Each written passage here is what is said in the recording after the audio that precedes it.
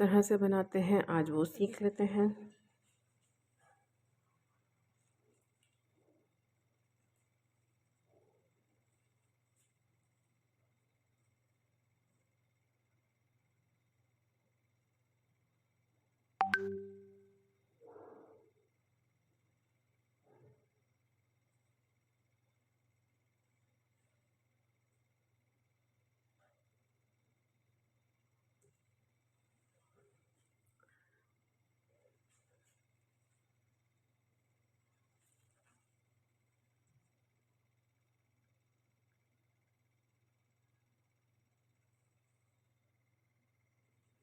इसको भी आप आउटलाइन भी कर सकते हैं, फिल भी कर सकते हैं। फिलिंग के भी डिफरेंट ऑप्शन है, हल्की फिलिंग कर लें या डॉटेड फिलिंग कर लें।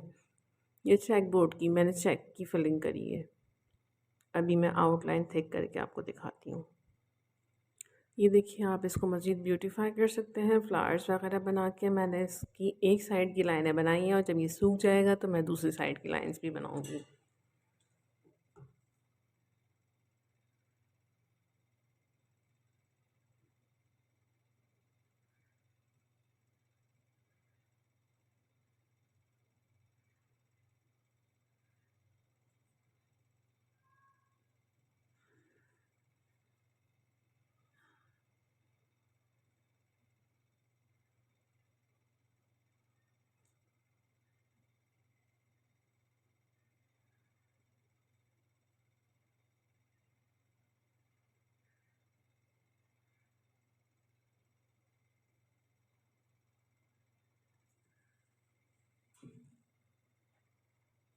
इसके अंदर भी आपको डिफरेंट ऑप्शंस जो है वो मैं दिखा देती हूँ कि किसी भी अल्फ़ाबेट को आप किस तरह से ब्यूटीफाई कर सकते हैं, डिफरेंट डिज़ाइन बना सकते हैं।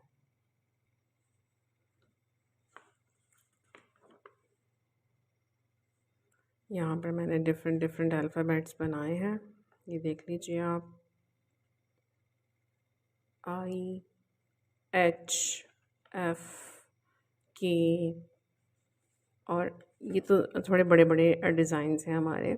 और अगर बारीक सा कुछ बनाना है, बारीक सा अल्फ़ाबेट लिखना है, तो इस तरह की डिज़ाइनिंग करके भी काम किया जा सकता है।